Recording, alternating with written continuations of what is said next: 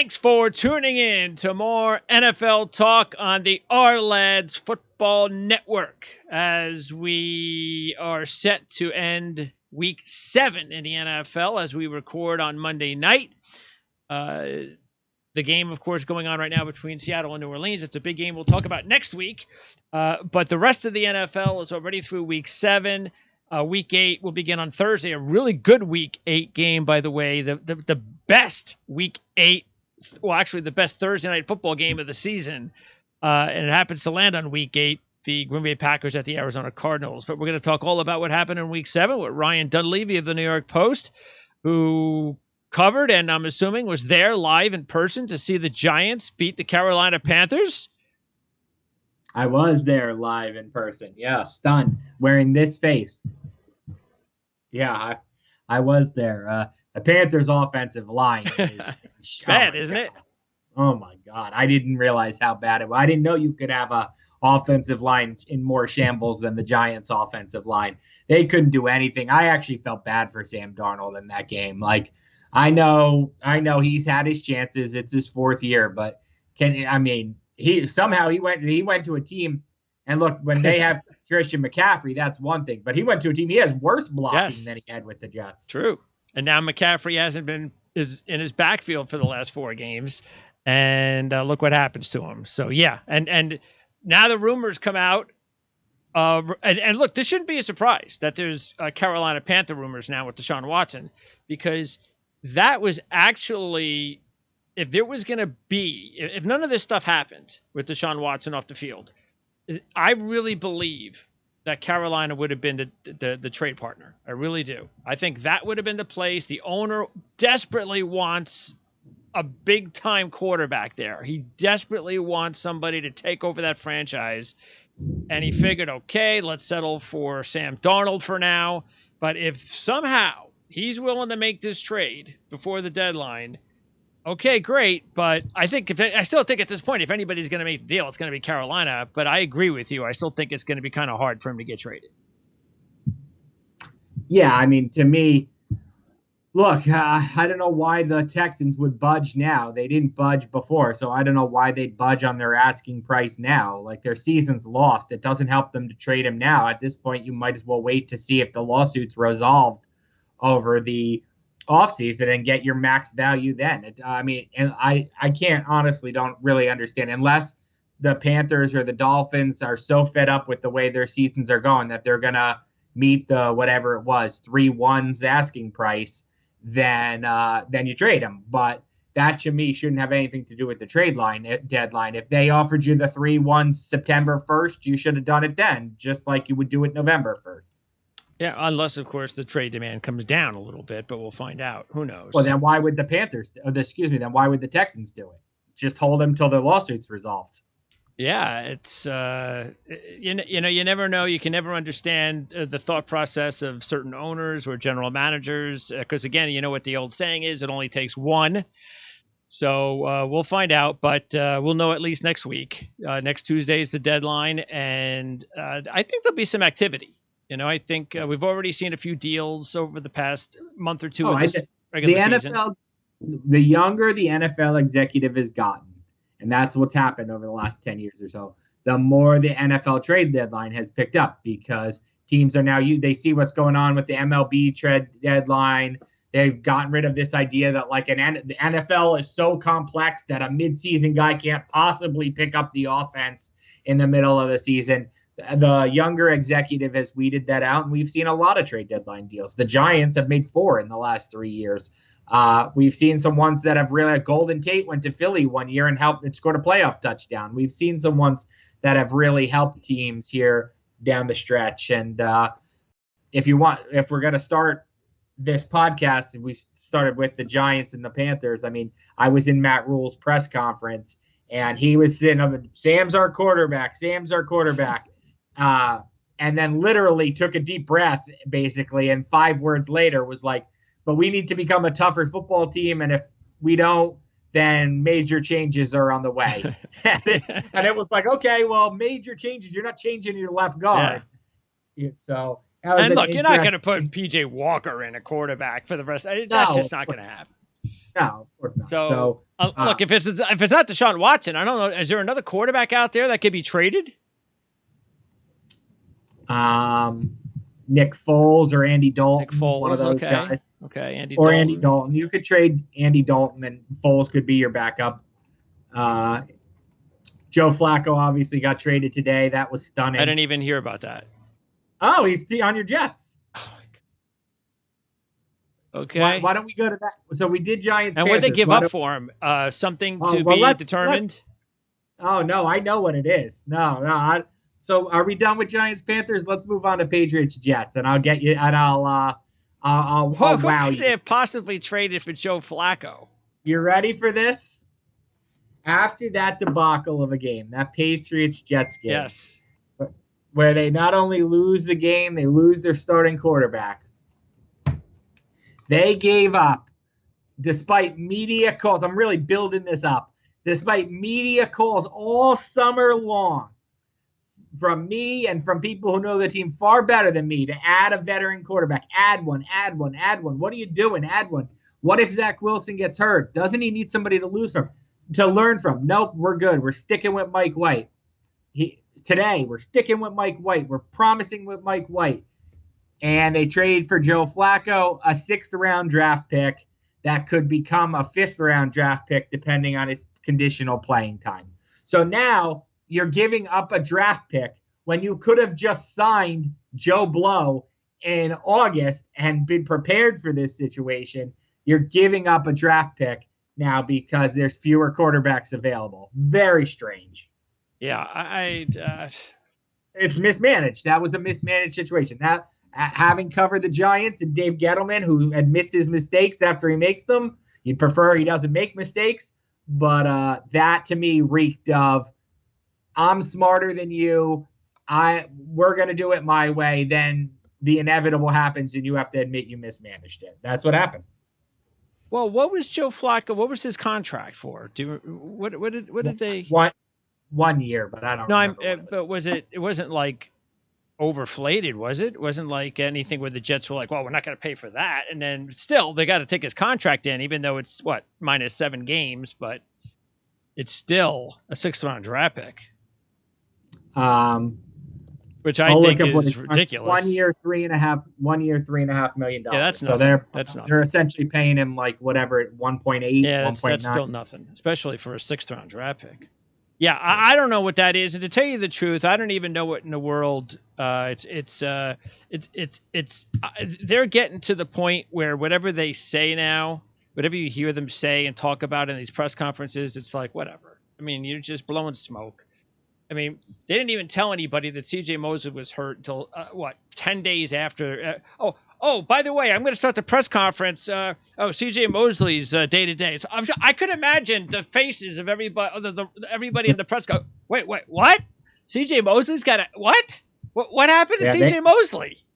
And they missed him. I mean, that defense. We can talk all we want about the offense and LaFleur's offense not looking like it was NFL ready and the slow start but the defense, that was really, to me, was jaw-dropping. I've seen the offense struggle enough now where I knew they were going to struggle again. Sure. But the defense, Mosley's out, and literally 500 yards of offense. What is this, the Big 12? Yeah, it's crazy. I mean, it just shows you, like you said, I mean, you take him, because they're so young back there, that you take that one guy out of that back 7, but you know what? I'm actually more disappointed in is the front line guys.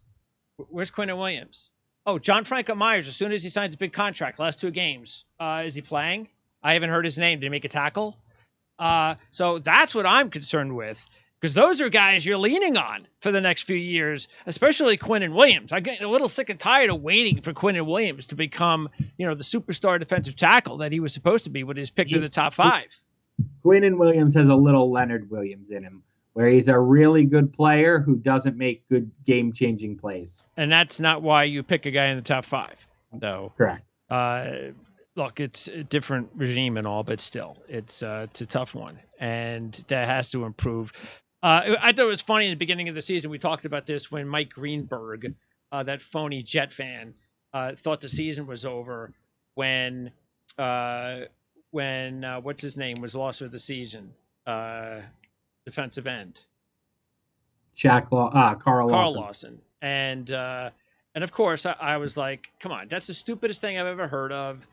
Zach Wilson is this entire season. It's about his growth, his development. As long as he doesn't get hurt, then I don't care what happens. It's all about Zach Wilson. Luckily, it's only going to be, as what they say, 2 to 4 weeks. But if he would have been lost for the season, it would have been like, oh, I mean, forget it. I mean, it would have been unwatchable. It's unwatchable now.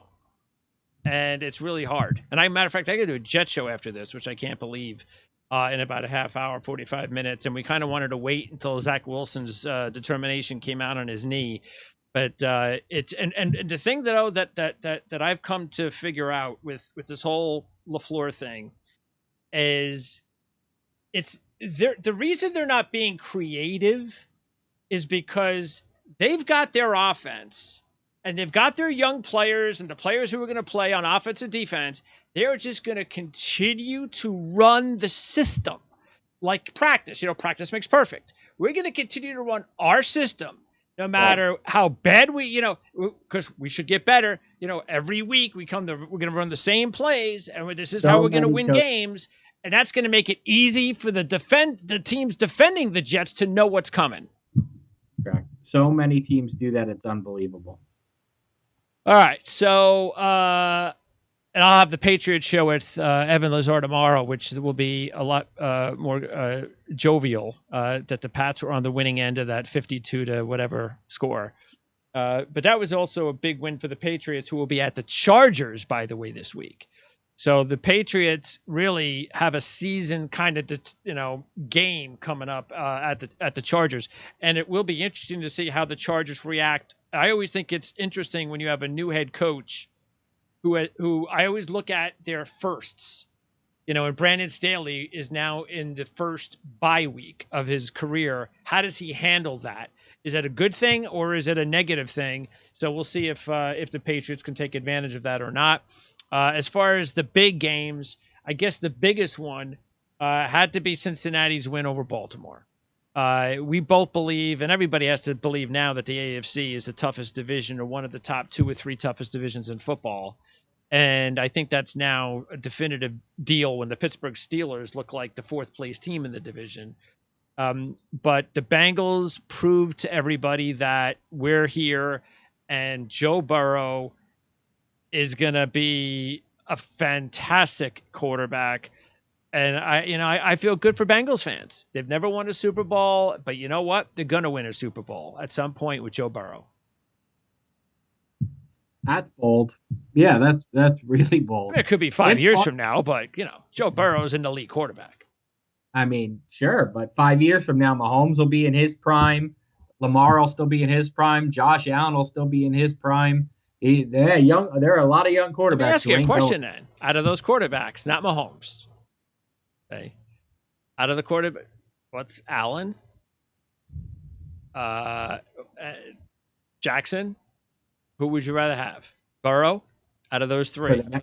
For the next 5 years? Oh, on your franchise quarterback. For how long? Okay, we could say the next 5-7 years. Okay. If I had to pick one first, I'd pick Allen first. You would? Okay. Yeah.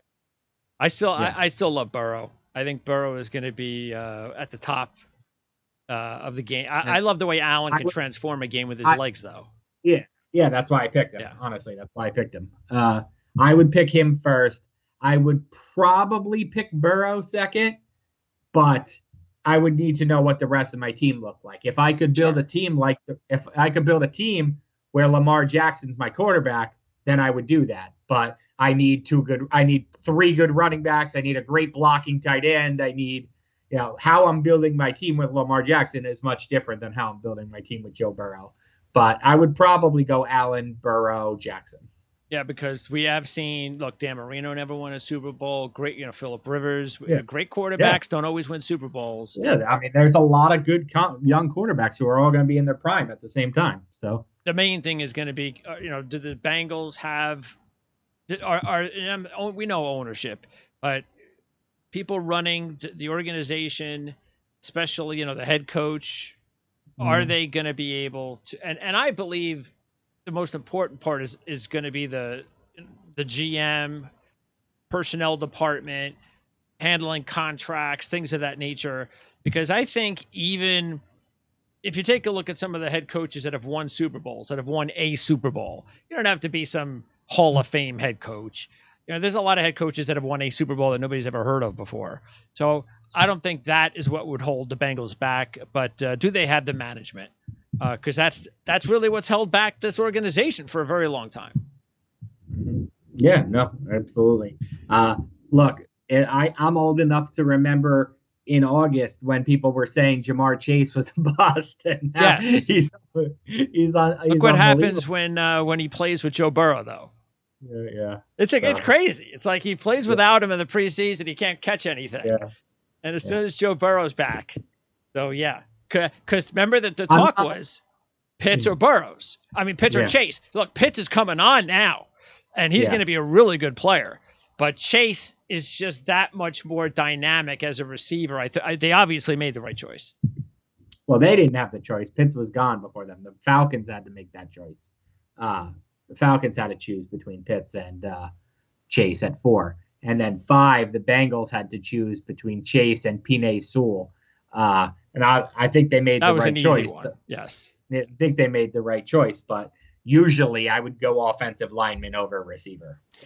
But also, I mean, Pitts came out with a huge game in their win over the Dolphins. And remember the beginning of the season, I thought Atlanta had a shot to be a quiet playoff contender. You did. And I thought they were terrible. And they got off to such a bad start. And I was like, I guess I was wrong. They're just terrible. They can't stop anybody.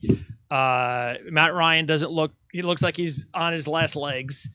And look, the schedule's been kind. Yeah. I'm not ready to give you this one. Their wins are the Jets, the Giants, and the Dolphins. Schedule's been kind.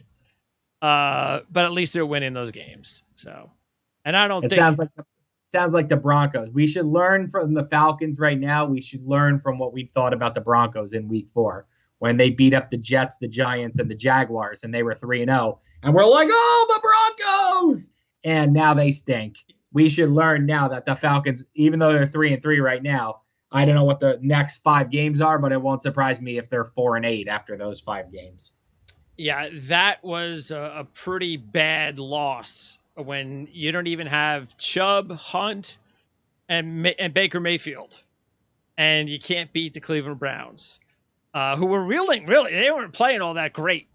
But remember last week we talked about the Browns should do exactly what wound up happening. Sit Baker Mayfield, let Case Keenum play for a game. That's what he's there for, and he actually did a pretty decent job in his one game. You just don't want him to play much more than this, or else it'll catch up to him. But that's why you bring in a guy like Case Keenum, who's a lot better right now than Joe Flacco. And I've said on here a couple times that I can't think of a more overrated unit in the NFL than Washington's defense. I think I might have one. I think it's the Broncos defense. All I heard coming into this season was how great the Broncos defense was going to be. I think I picked them. Honestly, I think I picked them 4th in the AFC West in my season preview. Then I talked to you, and you had them in the playoffs. Then I talked to a bunch of other reporters who had them in the playoffs or on the knocking on the door, and I moved them up. I think I moved them up to 3, and I moved the Raiders to 4 is what I think I did. And I was right. Their defense is nothing to write home about. The way that D'Ernest Johnson ran the ball down their throat. I mean, if you remember the end of that game, it was like 3rd and 2. The Browns were trying to run out the clock. They got a false start penalty. It was 3rd and 7. And it was like, oh, is Stefanski going to throw it here and risk an incompletion? Are they going to just run it and settle for the field goal? And they ran it and got the first down anyway on 3rd and 7. Like a televised, everyone knows you're going to run, and you get it on 3rd and 7 to end the game. Get your defense out. I don't want to hear another thing about the Broncos defense. Yeah, and the reason that a lot of people felt that they were ready to come into their own after playing pretty well last year was they were getting Von Miller back. Bradley Chubb was supposed to be there, and he hasn't been there. But they also expected, hey, we just drafted Patrick Surtain. So this is going to now. We got Miller back. We got Chubb. We got Surtain. We were pretty decent last year, but you can't blame everything on Bradley Chubb being out. No. So, because they didn't have Von Miller last year, and their defense looked better than it's looked this year. Bradley Chubb's a good player.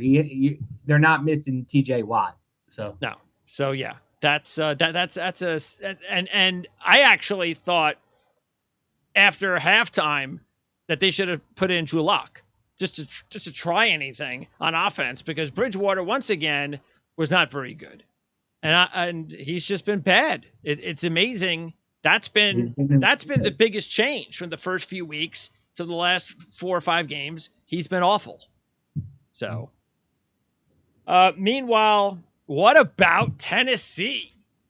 We both loved Tennessee last week, and Tennessee, but only one of us has loved Tennessee since the beginning, Mr. Colts fan. Hey, well, the Colts are back. So Tennessee with let me ask you. Go ahead. Sorry, I was going to say, there's a whitewash over those Kansas City Chiefs Super Bowl loser, hangover teams. You love that. I'll still. My thought is I ain't gonna write off the Chiefs till they're out, but it's getting harder and harder to defend them. Right now, who's the best team in the AFC? Is it the? Let me read you. I'll read you my power rankings in tomorrow's post. I already know. Well, I don't know how you can know, because for me it was I agonized. You mean how could I know? Oh, what's your? Well, I'm going to read you I don't know how you could know who it is, because I sat there. First one of 2 teams. Two teams that played last week. So to me, it was my 5 best teams in the NFL are all in the NFC. I think the 5 best. Oh, in the NFL. I thought you said AFC. Okay. No, I did. Yeah, I said my 5 best teams are all in the NFC, and then my 5 next teams are all in the AFC, which is very strange to have it that separated like that. No mix at all. Top 5 NFC, next 5 AFC. I have 6 Tennessee, 7 Cincinnati, 8 Buffalo, 9 Baltimore, 10 LA. Wow, you have completely dropped off on Buffalo after 1 loss. I have Buffalo at 8. 6 Tennessee, 7 Cincinnati, 8 Buffalo, 9 Baltimore, who's the top 10. 5? The top 5 are the NFC. Yeah, who are they? The Cardinals, the Rams, the Packers, the Bucks, and the Cowboys. The Rams? Yep. Wow. The Packers, the Bucks, and the Cowboys. You actually have the Rams over the Bucks. Yeah, but it's 2 and 4. I mean, those to me, it's 5 teams and then 5 other teams. It's halves and next level. If you're splitting it in tiers, I think there's 5 good NFC teams, and then there's 5 pretty good AFC teams. Yeah, you're selling those top 2 AFC teams short right now. I can't put the Bengals into the top 2 yet. As much as I love them, I can't put them there yet. Saying it's Tennessee and Buffalo for you. And it's still for me Buffalo 1, Tennessee 2. But I think Tennessee now, because they've beaten Buffalo a couple of times, maybe they've got their number. So maybe matchup wise, if they play in the AFC Championship game, maybe Tennessee can, but overall, I still like Buffalo. I think it's splitting hairs between all of them. Tennessee lost to the Jets. Yeah, but I mean, I'm not going to get into that game. Cincinnati destroyed Baltimore, who destroyed the Chargers. So right now I went with Tennessee, but I'm telling you, for me, it is paper thin. 6, 7, 8, 9, 10. It's paper thin for me. Tennessee, Cincinnati, Buffalo, Baltimore, Chargers. Yeah, I think the AFC. I could see Tampa Bay and Arizona over the AFC teams. That's it. What? Not the Rams. The Packers over the Packers? The Packers are better than all those AFC teams. Not the Packers. Yes. No, because the Packers defense, if you put the Packers, they can't stop Derrick Henry. They're not going to stop Josh Allen. Packers, remember, their top defender is still out. Until I see him on the field this season, I can't see the Packers winning the Super Bowl without that guy. I just can't see it. Maybe I hope they get him back. I'd like to see that. I don't want to see these top players out. But right now, if he doesn't play, I can't see the Packers beating the better offensive teams. I just don't. I mean, they already beat the Bengals. Remember? Sure, So, I know. But again, I'm talking about Tennessee and Buffalo. I don't think they can. I don't think they could stop either one of those offenses at all. They'd have to score in the 30s to beat them, which they could. But okay. It would be a fun Super Bowl. I'd like to see that. Okay. Let's get back on track. Okay, I took us off track. No, that's okay. Yep. And then, meanwhile, the Colts did save their season. We talked about that. They had to win a game like this. Now, one of the teams that loses was going to basically be on the outs. It looks like the Niners are on the outs. We talked about it last week. If Trey Lance is healthy, once Jimmy G doesn't win, does Trey Lance, now if he's healthy, shouldn't he start? Probably, but you keep hearing, and I don't know anybody in San Francisco really, so this isn't my information, but I keep reading from other reporters that Trey Lance is far off. He's not really ready to take over yet. Well, you mean fine. Health? Oh, you're not health-wise, but just he's not ready. No, I just mean ready. Yeah, well, readiness. I don't think Zach Wilson or Josh Fields are ready yet either. So, but those teams aren't good. Those teams are good. The Jets and the Bears aren't good. But now at 2-4, I don't think San Francisco's at 2-4 isn't 0-6. Look how tough the NFC is. You actually think San Francisco's now going to be? You could see them going like on a 8-2 run. I think they're talented enough to do that. I mean, I think that's probably still going to end up getting you the 6 or the 7 seed in the NFC. But I think they're talented enough to do that. So. Yeah, I think if Trey Lance isn't ready, look. This is what we do, and it drives me crazy. And I'm one of the people who does it. Like in April, we all said Trey Lance needs a year to develop. Like Patrick Mahomes got a year to develop. He needs a year to develop. And now they're 2-4, and it's like put in Trey Lance, and it's like no, stick to the plan. Stick to the plan. So I would play Jimmy Garoppolo. Look, it's different. If they're 2-8. Then it's like, okay, the season's lost. You might as well just play the kid. But not while the rest of the team is out there putting their, health on the line. Are you throwing away the season for Trey Lance? No, again, I felt that way until I saw him with his first start against Arizona. And like I said, if you watch the whole game, they should have won the game. And that's what Trey Lance, a quarterback, he was making plays with his legs. And he was also, was he perfect? No, but you could see, it was like, okay, I could see what they could have here. So if I didn't see that game, I'd be right with you. But I saw that game. So I'm like, I'd like to see a little bit more. And maybe he comes out in his next game and he's a complete flop. And okay, then maybe he should sit the bench again. But I just like what I saw in that game against Arizona and thought that maybe, I don't think it would be just throwing the season away. So, but again, big win for Indianapolis because their season now is back on the line against their rivals this week as they host the red hot Tennessee Titans. So the Indianapolis Colts are going to try to get back to 500. And look, this is the perfect opportunity for them to prove whether or not they're for real. Because if they can beat the hottest team in the NFL right now and go 4-4, then they've got a shot this season. If they don't, and Tennessee pretty much beats them up the way they did a few weeks ago, then okay, it's because it was good for them to get because I heard Quentin Nelson was going to be back. I don't know if he was actually activated or not. But I heard that he was supposed to return this Sunday. So whether he played or not, getting him back is important. Because I don't think they can win without him. Trivia question for you, Greg. Do you know what school was the first to earn Jonathan Taylor's college commitment? Rutgers? Rutgers. Yeah, it's New Jersey boy. He was one of those guys that said, no thanks.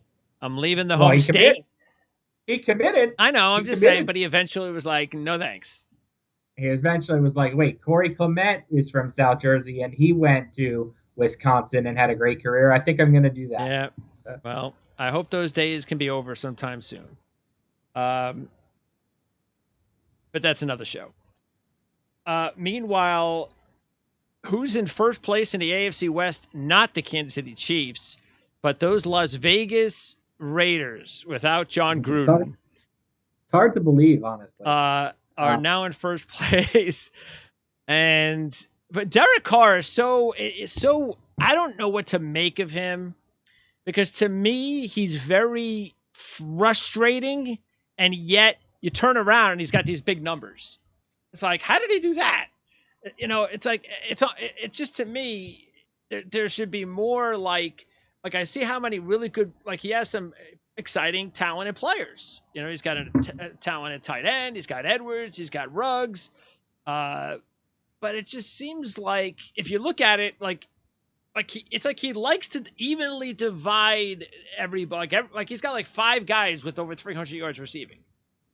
He doesn't have that one guy that he just goes, okay, here's my number. Like after that first game of the season with the Ravens, when Waller had like 20 targets, didn't you think Waller was going to have like an all-pro year? I don't think he's had more than 5 targets the rest of the season. Well, he didn't play yesterday. So, well, that helps. That was even more impressive that they did that. Look, to me, I'm impressed with what the Raiders have been doing. I'm impressed with the way they've rallied around each other after the Gruden situation. I'm impressed that they have 2 running backs who seem to be getting along, Drake and Jacobs. They don't seem to be fighting with each other, 2 guys who have been the man before for their teams. So I like what they're doing. I like Hunter Renfrow. I like everything about the Raiders. Hunter Renfrow, too. I didn't even mention him. To me, this game was all about the Eagles. And to me, it's what I've been saying since January. I don't think Jalen Hurts is an NFL starting quarterback. No. I think he could be an NFL backup quarterback. That's obvious now. That ship is most likely. I think Jalen Hurts, in whatever the new AAF is, whatever the new alternate football league, the XFL, the AAF, whatever the XYZ, whatever they want to call it 3 years from now, Jalen Hurts is going to be the headliner in that. Let's not go there. That's what he's going to be. He's going to be the headliner in the next alternate football league, because he plays a fun style, but it isn't going to get it done as a starter in the NFL. You can almost sense right now that the Eagles are trying to transition their team to Gardner Minshew for the rest of the season. Why not give it a try? You get that feeling that that's what's coming. Hey. So, to me, the Eagles play the same game every week. They're down big, and they have to rally in the fourth quarter to put up a bunch of garbage stats and try to make a game look close. Yeah, I think they have some interesting options on offense that they just can't use, maybe because of their quarterback situation, but the defense has been terrible. That's really been the thing that's been letting them down. Other games to keep an eye on this week. Pittsburgh's at Cleveland, so we'll see if Baker Mayfield returns. And then also Sunday Night Football, Dallas at Minnesota. That's a good one, especially for the Vikings coming off a bye at 3-3. That's going to define maybe the rest of their season. So that'll be big for Minnesota. And then everybody is going to be glued to the TV sets when we record our show next Monday night, when the Giants travel to Kansas City to take on. Well, we won't be doing. Oh, that's right. Won't be excited. You won't be around. Yeah, we'll have to be doing it Tuesday night because I'll be in Kansas City. So. All right. So that's going to wrap it up. Again, week 7, there was some interesting outcomes. The trade deadline's next week, depending on what you skipping over some of the blowouts. No interest. You in don't talking Tampa Bucs? Bay. That was would they have like 3 or 4 drives of 50 yards or less because of all the turnovers? That was 21-0 before they blinked. Yeah. By the way, the Rams, that Detroit game was actually close. I mean, you got to love Detroit for 2 fake punts and an onside kick. No, Detroit is what we said they are. They're going to lose most of their games, but they're going to play teams tough. And I thought teams undersold Jared Goff's pride. He went there. He played a tough game. He had a lot to prove. He played a tough game. They undersold his pride, but they're not underselling his skills, because sure enough, he threw a pick in the end zone with a chance to take the lead. But Lions showed me what I thought they were. Bucs looked like one of the best teams. Matt Nagy's on the fire watch any day. And the Cardinals did what they had to do. We talked last week. There were all these big spread games. Could the Bucs cover? Could the Cardinals cover? Could the Rams cover? Could the Packers cover? And pretty much they all covered except the Rams. Yeah, Goff, when he threw that interception, it was like, well, this is why you can't be here much longer, because you could probably tell too that, all right, well, maybe they understood the significance of the game. Here's our quarterback, and he's going up against Stafford, and we're the big underdog, and hey, let's really try to do something here. And they tried, and then their quarterback lets them down. Enough of Jared Goff to try. Look, maybe he starts next year after they draft a quarterback, and he could just be there for the first 4 games or something. But that's another team right there. The Lions desperately need to draft a quarterback. So, and keep an eye now on Kenny Pickett, because Kenny Pickett, I'm starting to really like Kenny Pickett, the kid from Pitt, who was going to be like a 4th or 5th round draft pick if he would have decided to come out last year. He's having a phenomenal season. I love his moxie, the way he he's just a great leader. He's not, look, we know he's not going to be looked at. He's probably going to be looked at more of a Mac Jones type than some of these other guys, but still, for a league desperate for quarterbacks, Kenny Pickett will definitely be a 1st round draft pick if he keeps it up. So. Yeah, I'm friends with his trainer, so maybe we'll get to talk to him at some point this offseason. That would be awesome, especially this offseason, because he's going to have a lot of attention on him if he keeps this up. Big win over Clemson this past week. And the other blowout win that we did not talk about that we just brushed over was the other one that you just mentioned, which was Arizona's win over Houston. It was interesting because Kyler Murray in the beginning of the game, there was that. Was it a safety that they called against him? Okay. Yeah. And it looked for about 2 seconds that he was going to not come back. When they came back, they had the backup, McCoy, looked like he was coming out on the field. And it was like, oh no, Kyler Murray's going to miss the game. Does he have a concussion? Is there something wrong? But Kyler Murray then just walked on the field and everything was fine. So, but it shows you that even against the worst teams in the NFL, injuries can happen at the worst time. And thank goodness Kyler Murray's healthy, because that would be awful for the NFL if anything happened to Kyler Murray. Okay, so again, on Thursday night, it's the Packers and the Arizona Cardinals. By the way, do you know what the line is in that game? No. What do you think the line should be? I already made my guess, and I was wrong. I was dead wrong. What was your guess? What was my guess? What was it? Yeah. Arizona 3.